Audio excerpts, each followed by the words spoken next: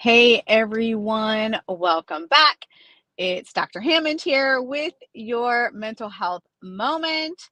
I am back in the car again. It feels like for those of you who are new to mental health moment, welcome. It's Dr. Hammond here with your mental health moment. Typically not in a car, but again, sometimes I got to juggle different projects, you all, right? We're all juggling. So I just came from an amazing event for teenagers with the Ryan Neese Foundation that I'm on the board of. And I wanted to obviously jump on here and do mental health moment with you guys. So I am in the car right now. But for those of you who tune in every single Tuesday, 8 p.m. Eastern Standard Time, welcome back. Let me know in the chat here where you're tuning in from today. For those of you who are new, I do reside in the Tampa Bay area of Florida. Right now I'm in Pinellas Park area of Florida, if you're familiar with Florida. But again, thanks for those who are starting to tune in here. It's Dr. Hammond here with your mental health moment. Felt like in the last couple of weeks, things have been a little busy Tuesday at 8 p.m. Eastern Standard Time. So of course I'm here in the car again with you all. But nonetheless, mental health moment will keep going on, right? But thanks to those who are starting to join here. I see San Francisco's in the house. Welcome. Pontiac, Michigan. I don't think I've been to that part of Michigan. But welcome, welcome. Thanks so much for joining here. Saginaw, Michigan. We got a lot of Michigan people today. Jacksonville, Florida. Another Jacksonville, Florida. You guys must be hanging out. But welcome, welcome. Miami's in the house. Memphis, Tennessee's in the house. Thanks so much for joining you all. And Atlanta, Georgia, Charlotte, North Carolina. Um, if you guys are new to mental health moment, just know, so the first Tuesday, which of course is today, the first Tuesday of every month is devoted to specifically to our youth, because there's so much happening in the world when it comes to youth mental health, as we know, especially over this COVID-19 pandemic here. Belize is in the house. Welcome. Delaware is in the house. Another person from Michigan. Michigan is super popular tonight, it seems like. From Ghana, but in Cuba right now. Welcome, welcome. Chi-Town's in the house. California. So welcome so much. Again, it's Dr. Hammond here with your mental health moment. If you are tuning into the YouTube replay, welcome as well. Be sure to like, subscribe, and share this video on Dr. Nikisha Hammond YouTube. But thanks so much again, Houston, Texas in the house. Thanks so much for you all who have joined today. So again, today's the first Tuesday of the month, specifically devoted to children's mental health. What I wanted to share with you briefly, because again, I am in the car today, not driving, but what I want to share with you briefly on today's mental health moment is just a reminder. I've been doing a lot of research lately related to different mental health topics on some projects I'm working on. And what I've been finding resoundingly, like in the research, you all, is that, and we take this for granted, but like connection and social support is so important for our youth, you all. It's important for us too as adults.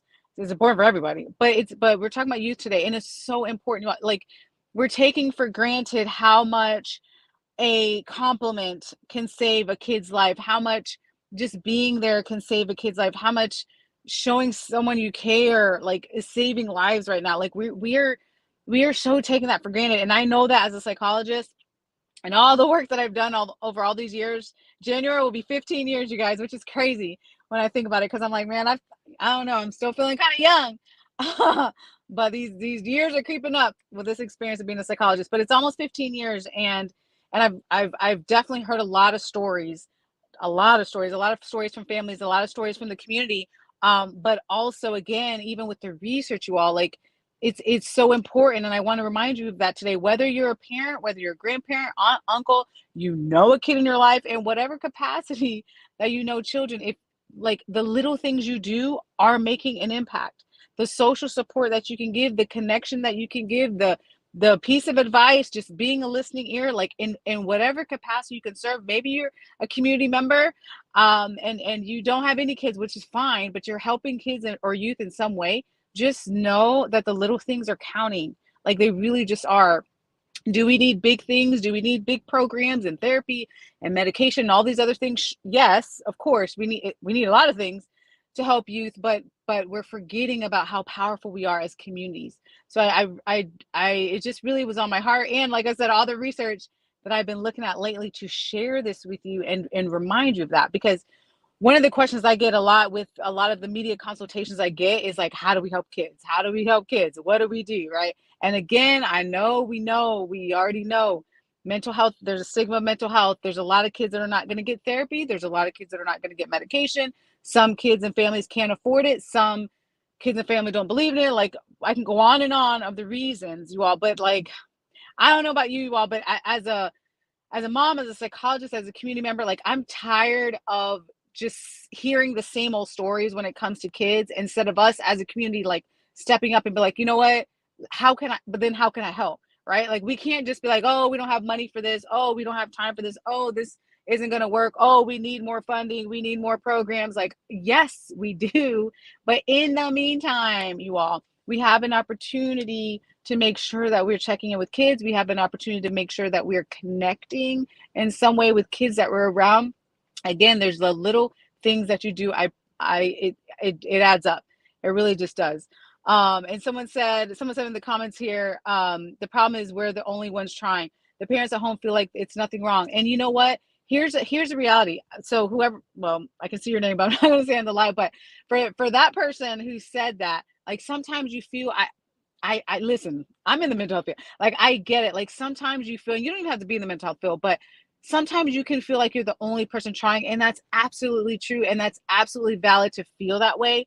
But I strongly want to remind you, if every single one of us had that attitude, though, and we're like, well, we're the only ones trying. What about the parents? What about the teachers? What about the school system? What about the course system? You all, again, 15 years in January 2024 will be 15 years that I've been in private practice as a psychologist. I've seen a whole lot. And I had experience before that when I was in school. I've seen the system, the school system, and the court system, and the hospital system, and all the systems, right? We can talk about how bad all these systems are. Like, we could talk about that for hours, for days. However, though, we have to just do our part.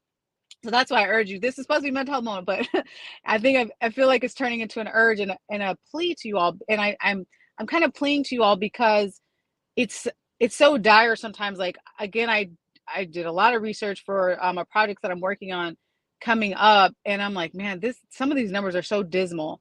And it's not just all about the statistics, but at the same time, we can't completely ignore the statistics because the fact of the matter is that kids are suffering, because of the matter of fact that kids are dealing with the depression and the anxiety and the self-harm and the suicidal thoughts, and all these things are happening, and some of it can be prevented if we step in as a community and do what we can. Can we help every single person, every single person on the planet? No, of course not. But we can do as much as we can, as much as you have the bandwidth to do, and help within your communities. We absolutely have an opportunity to do that. And when I say within your communities, it can literally be your next door neighbor. It could be, like I said, your friends' kids. It could be your family, your friends, your neighbor, place of worship. Maybe they're looking in whatever capacity you can serve and you can help. Trust me, those little things add up and they can help. Someone said, oh, I love that. Someone said, I contributed to the Boris L. Henson Mental Health Foundation, named after Taraji P. Henson's deceased father when she was 1 year old. Beautiful. You know what? Absolutely. Thank you for sharing that, because first of all, it's a great foundation. I've gone to one of her events and I know about that foundation. It's a great foundation, but also there's different ways you can contribute when it comes to youth, right? So for some of you, it may be your time. You need to invest your time in, again, speaking to a parent that may need help and assistance or listening ear, whatever it is. For some of you, it's directly with a child. For some of you, you may be like, I don't know any kids around me, but I care about kids. I care about our future, right? The future of where we're going as a society. So it may be dollars. You may want to donate to a foundation or an organization helping youth, right? So it's your time, it's your talent, it's your treasure, it's your connections. There's a lot of ways that we can be helping kids, but I just strongly want to share this message with you all today that we can't just live in a state of just finger pointing and blaming these different systems. And there's a lot of things we need a lot more mental health professionals. We need a lot more education. We need a lot, but we can't just stop and say we need a lot and not do anything, right? So that's why I urge you today to think about, how can you help? Someone says, I am in to help kids, my dear friends. Beautiful. Beautiful. And again, in whatever way you're able to, you all know, I don't know what's going on in your personal life, but you all know where your bandwidth is. You all know what you're able to do, again, physically, emotionally, mentally, spiritually, financially, and whatever way it is for you, you know what you can contribute, right? I don't know the answer to that, but whatever it is you can do, then you do it. All right. Um, yep. And yeah, someone, I'm just reading some of your comments here. Just someone just saying like their son was hurting, for a couple years, and they felt that they couldn't help their child. And here's the thing. So on top of the community, right? We have to help each other as a community, but also if you hear this message and you know someone that is in need, they might need a mental health professional. So again, I'm not here to say that no one needs therapy. Of course, that would be ideal. But the reality is, which I know because I've been in the field, you all, and I know you all know too, there's just a lot of barriers sometimes, unfortunately. So the community, if we could rally together as a community, it can really make a bigger difference for our youth. But nonetheless, if you do need a mental health professional, if you're in the US, for example, you can reach out to the American Psychological Association and follow up with them and get a counselor or a psychologist in your area by zip code. If you're outside of the country, depending on what country you live in, mental health looks different. I've been looking at some global studies and speaking to people throughout the world, frankly, and I love to hear the different perspectives. And frankly, mental health just looks different depending on what community and what country you're in. So you know what's best. I know this is a global community here. You know what's best within your community. So in whichever way that you can be involved in something that helps youth, again, I don't want to just speak from my US based lived experience, if you will. I know that it looks different, but however you can support a healthy child emotionally, physically, spiritually, financially, in that way, then do your best to do that and utilize the resources that are around you. And someone else said, oh, absolutely. Someone said they're going to graduate in December. Would love to connect. Awesome. By the way, congratulations to that person that's about to graduate. And yeah, for those of you who want to connect, feel free to connect with me on LinkedIn. You can connect with me on Twitter, Instagram. I'm on most often, or Facebook, Dr. Nikisha Hammond. I'm on pretty much every platform because I'm usually sharing some type of mental health resource, because this is my passion, in case you couldn't tell. I've been doing this for a very long time, but the fact is there's a lot of prevention that can happen when we work together as a community, when we share the information, you all. So yes, I'll just leave it at that. I was going to talk for 3 more hours about sharing information, but it's really critical right now, especially in mental health, to be sharing reputable information with others and resources. Um, oh, you're absolutely welcome. So I am going to, because as you guys probably can see, it's getting dark here where I'm at.